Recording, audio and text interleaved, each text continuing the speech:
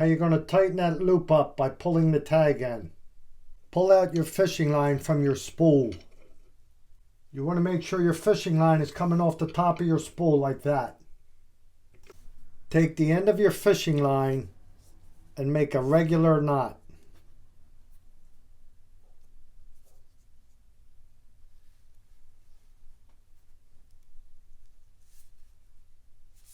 And cut that tag off now.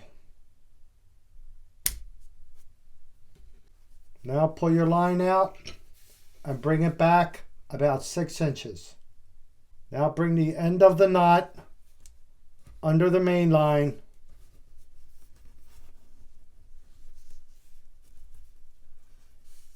like that.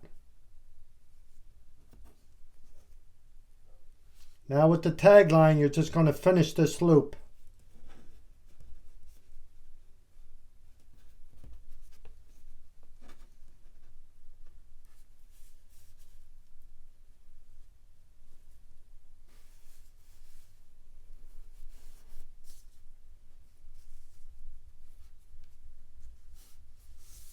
So there you have the knot you made in the beginning. Here's your loop, and this is the end that's going to go over the spool. It's that simple. What we're going to do here is open the bail. Now you're going to put the big loop around the arbor.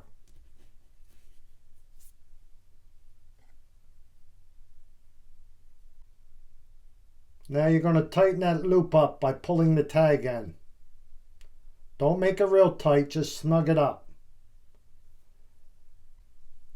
Now you're going to pull the main line. Always wet your knot before tightening.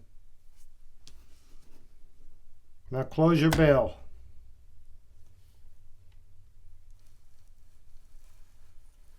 Now you're going to keep a little tension on the fishing line coming from the spool.